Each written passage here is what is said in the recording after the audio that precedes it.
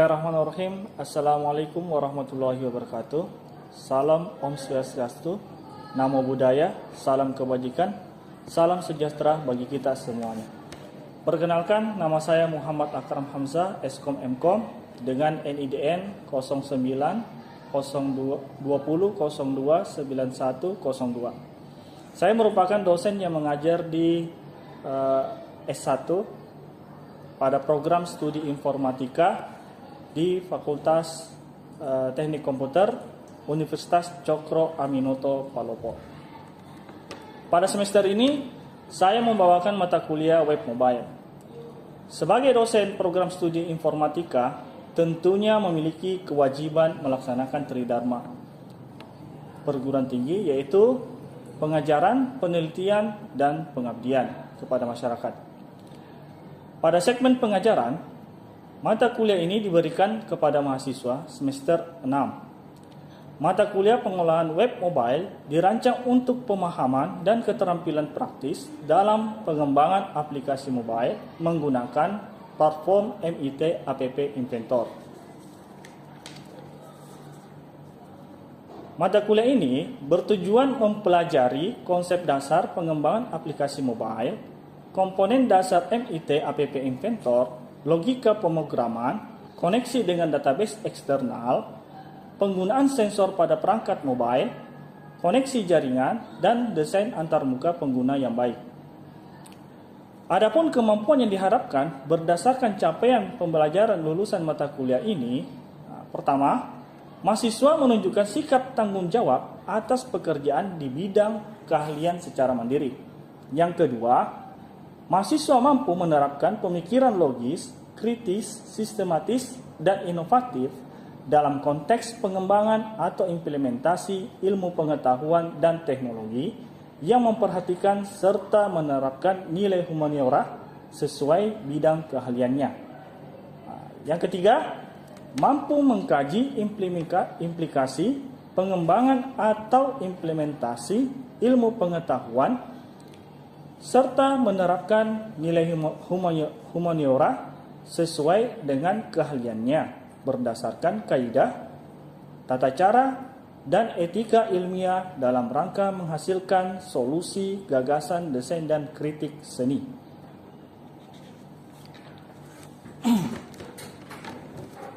Mahasiswa menguasai konsep dan prinsip-prinsip pembuatan perangkat lunak dalam bahasa pemrograman umum maupun bahasa pemrograman berorientasi objek meliputi mobile, IoT, dan mobile berbasis Android yang memenuhi berbagai parameter kualitas secara teknis.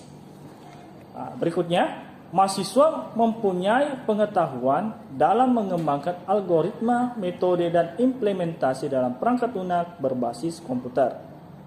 Untuk capaian pembelajaran mata kuliah terdapat 5 capaian pembelajaran.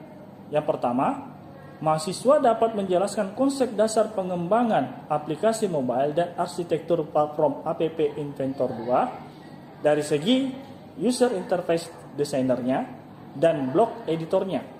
Yang kedua, mahasiswa mampu merancang antarmuka pengguna serta alur pengguna sederhana untuk aplikasi mobile menggunakan MIT App Inventor 2. Yang ketiga, di sini mahasiswa dapat mengimplementasikan logika secara event-driven programming dan fungsi dasar seperti variabel, kontrol, dan alur pemrograman menggunakan MIT App Inventor 2. Yang ketiga, yang keempat, mahasiswa mampu memanfaatkan fitur yang ada di MIT App Inventor 2, misalnya penyimpanan lokal TinyDB atau sejenisnya, komponen multimedia, sensor, dan lain-lain sebagainya untuk membangun aplikasi mobile yang fungsional.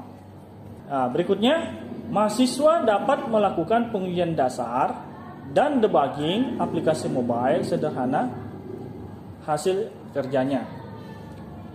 Untuk keluaran mata kuliah ini, pertama, mahasiswa memiliki tugas praktik yang diselesaikan setiap minggunya. Yang kedua, mahasiswa akan menghasilkan proyek akhir yang menunjukkan kemampuan dalam menerapkan MIT APP Inventor 2 pada masalah nyata. Yang ketiga, mahasiswa akan menyusun laporan proyek aplikasi yang menjelaskan prosedur, proses, dan hasil pembuatan program atau aplikasi secara mendetail. Yang keempat, mahasiswa presentasikan hasil pengerjaan proyeknya serta mendemonstrasikannya di dalam lab. Adapun materi-materi dalam pengolahan citra digital meliputi berbagai. Pertama, pengenalan web mobile dan MIT APP Inventor 2. Yang kedua, pengenalan komponen dasar. Yang ketiga, pengenalan logika pemrograman. Yang keempat, materi pengenalan pengembangan aplikasi mobile. Yang kelima, ada materi koneksi ke database eksternal atau penyimpanan seperti ini ataupun sejenisnya. Yang keenam, pengenalan sensor pada perangkat mobile. Yang ketujuh, pengenalan koneksi jaringan atau konektivitas dan web. Materi-materi ini dianggap paling utama karena memberikan landasan yang kuat bagi mahasiswa untuk memahami dan menerapkan pembuatan aplikasi menggunakan MIT APP Inventor. Untuk pembelajaran pada mata kuliah ini terdapat 16 pertemuan, termasuk sudah ada UTS dan sudah ada UAS. Adapun model pembelajaran saya yang terapkan yaitu model DIA, yaitu Delivery, Interaction, dan Assessment. Delivery merupakan proses penyampaian kepada mahasiswa yang dilakukan secara luring dan daring, termasuk penyampaian langsung di dalam kelas, praktikum hands-on lab, dan menggunakan video-video pembelajaran dari YouTube. Yang kedua yang dimaksud dengan interaction, yaitu dilakukan dengan mahasiswa secara langsung, yaitu dalam berbentuk luring. Di sini kita adakan tanya jawab di lab dan praktikum serta interaksi daring memanfaatkan WhatsApp group, Zoom meeting, LMS dari Universitas Cokroaminoto Palopo. Untuk memastikan interaksi yang efektif dan menyenangkan. Berikutnya untuk assessment, jadi di sini pengertian dari assessment adalah proses pemberian tugas dan proyek kepada mahasiswa untuk mengukur tingkat pemahaman materi yang telah dibahas. Sebagai asesmen akhir, terdapat 4 indikator yang dinilai. Yang pertama, untuk kehadiran dinilai itu sebesar 30%. Untuk tugas, penilaiannya sebesar 30%. Untuk UTS, itu penilaiannya sebesar 20%. Dan UAS, penilaiannya sebesar 20%. Atau ujian akhir semester 20%. Sehingga bobot akhir yang diperoleh adalah 100% dari total keseluruhannya. Dalam pembelajaran ini digunakan beberapa modul dan buku sebagai sumber pembelajaran. Selain itu, mahasiswa juga diarahkan untuk melihat materi-materi tambahan dari YouTube ataupun contoh-contoh proyek yang sudah dikembangkan sebelumnya. Baik, saya akan memperlihatkan proses pembelajaran di dalam kelas untuk mata kuliah web mobile. Selamat menyaksikan. Assalamualaikum warahmatullahi wabarakatuh. Waalaikumsalam warahmatullahi wabarakatuh. Halo semuanya, bagaimana kabar hari ini? Oke ya, baik. Jadi semuanya dalam keadaan sehat semuanya ya, alhamdulillah. Oke, sebelum kita memulai perkuliahan web mobile pada hari ini, mari kita awali dengan berdoa secara bersama-sama, ya. Dan kita berdoa sesuai dengan keyakinan kita masing-masing. Berdoa dimulai.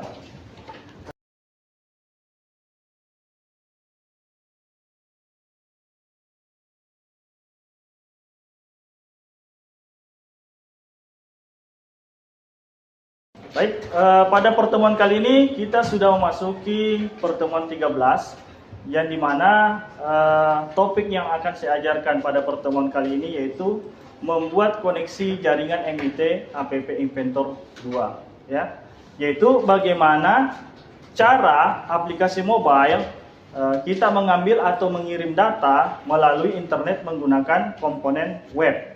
Nah, pertama-tama saya ingin memastikan terlebih dahulu di antara kalian, apakah semua sudah menyalakan komputer dan membuka aplikasi MIT App Inventor 2-nya? Sudah. Oke, bagus ya kalau sudah dinyalakan semua komputernya dan sudah dibuka semua aplikasinya. Jika ada yang lupa, silakan cek kembali blog TiniDB dan komponen sensor di project kalian ya untuk materi yang minggu lalu. Nah, sebelum saya masuk ke materi inti, saya ingin tanya dulu ke kalian ya semuanya. Masih ingat nggak materi pekan kemarin? Masih. Oke, ada yang tahu materi pekan kemarin itu kita membahas apa? Saya Pak. Jadi materi pekan lalu itu kita belajar tentang mengenal sensor pada perangkat mobile di MIT App Inventor 2. Oke, bagus jawabannya ya. Jadi seperti itulah yang kita pelajari minggu lalu. Jadi hari ini kita akan melanjutkan dengan memperluas kemampuan aplikasi untuk terhubung ke API eksternal ya. Jadi untuk agenda materi hari ini, yang pertama saya akan membahas terkait dengan teori singkat arsitektur client server dan metode HTTP yang menggunakan GET ataupun POST. Yang kedua nanti saya akan mendemokan ya terkait dengan menambahkan komponen web, mengatur properti URL dan request headers.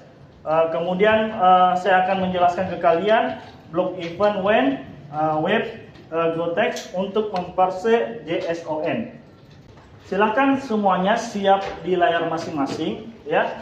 Kita akan mulai dengan teori terlebih dahulu. Selanjutnya saya akan demokan ya apa yang akan kita lakukan di MIT App Inventor-nya.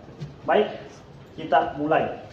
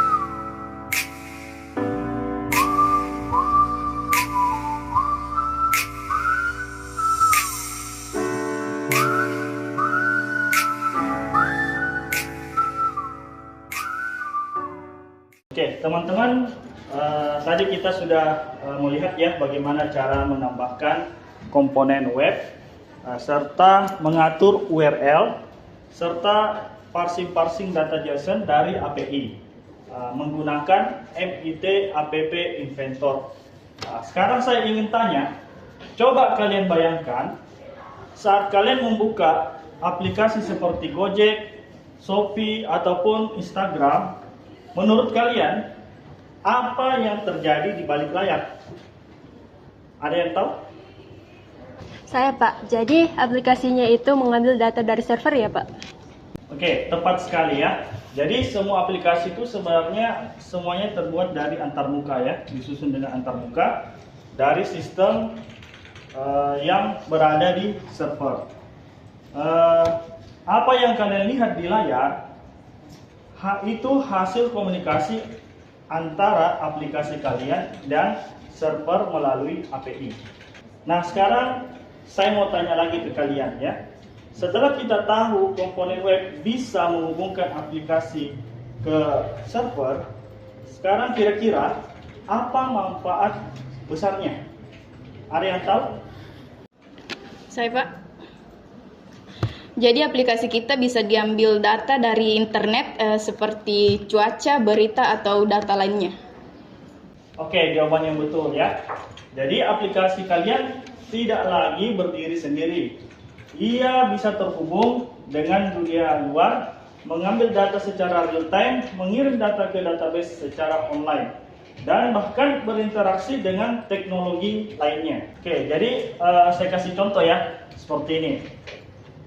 Aplikasi pencatatan suhu tubuh bisa dikirim ke data server melalui server rumah sakit ya. Kemudian contoh yang kedua adalah aplikasi presensi. Itu bisa dikirim datanya melalui server dari kampus. Dan untuk contoh lainnya adalah misalnya aplikasi berita. Jadi aplikasi berita ini juga bisa mengambil data dari API-nya itu melalui berita nasional. Dan semuanya berawal dari memahami yang namanya blok web mutex ya, dan posttext dan parsing JSON. Sekarang saya ingin melempar tantangan pemikiran ke kalian semuanya. Saya ingin tahu bagaimana cara kalian berpikir. Pertama, menurut kalian apa yang terjadi kalau API ini yang kalian panggil tidak merespon terkait dengan dari aplikasi kalian? Kira-kira ada yang tahu jawabannya? Siapa? Aplikasinya bisa error atau nggak bisa munculin data, Pak? Oke, betul jawabannya ya.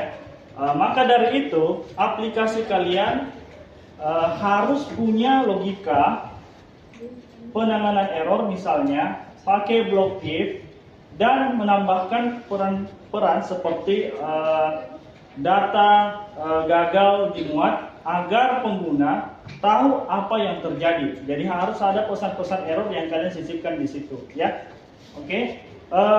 Pertanyaan kedua, saya ingin tanya ke kalian, bagaimana cara menyimpan data dari server supaya nggak perlu lagi mengunduh ulang setiap saat? Ada yang tahu? Saya Pak, bisa disimpan di TiniDB ataupun sejenisnya. Oke, jawaban yang tepat ya. Jadi kita gunakan TiniDB untuk menyimpan sementara. Kalau ingin lebih permanen dan tersimpan online, kalian bisa menggunakan integrasi dengan Firebase ataupun database lainnya. Ya. Sekarang pertanyaan ketiga yang ingin saya sampaikan ke kalian, kalau aplikasi kalian dibuka di tempat dengan koneksi internet yang lambat ataupun agak buruk sinyalnya, apakah aplikasinya bisa tetap berjalan ataukah tidak? Ada yang tahu? Saya Pak, mungkin masih bisa jalan tapi datanya nggak ke-refresh ya Pak? Oke, jawaban yang benar ya. Maka dari itu penting untuk memikirkan pengalaman pengguna saat kondisi tidak stabil jaringannya ya, ataupun lemot jaringannya. Jadi pertanyaan-pertanyaan tadi yang saya berikan itu adalah contoh hal nyata yang kalian akan hadapi jika mengerjakan sebuah proyek yang sesungguhnya, ataupun ketika nanti kalian mau menerapkan ilmu kalian ke programmer yang sebetulnya yang ingin kalian terapkan ke konsumen. Jadi hari ini kita sudah memulai langkah pertama ya dari apa yang sudah kita pelajari bersama-sama. Saya juga perhatikan tadi ada beberapa dari kalian yang sudah mencoba menggabungkan sensor perangkat dengan koneksi API. Itu luar biasa sekali bagi saya ya, ketika saya tadi kalian memperlihatkan atau mempraktekkan hal tersebut. Itu membuktikan bahwa kalian didorong oleh rasa penasaran dan rasa kreativitas yang tumbuh dari diri kalian sendiri.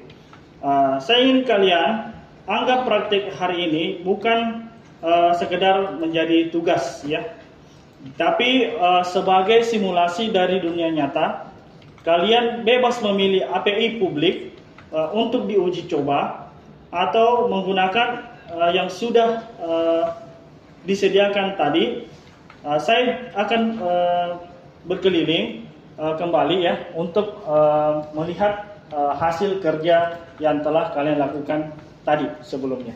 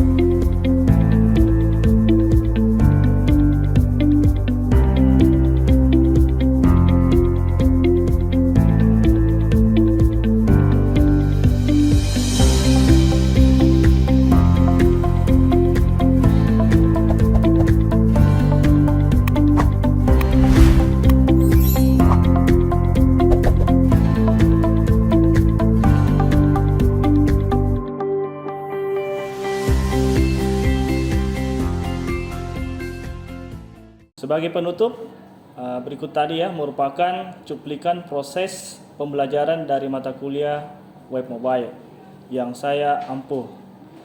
Semoga penjelasan ini dapat memberikan gambaran yang jelas mengenai proses pembelajaran yang telah saya lakukan, khususnya pada mata kuliah web mobile di program studi informatika Fakultas Teknik Komputer Universitas Cokro Aminoto Palopo.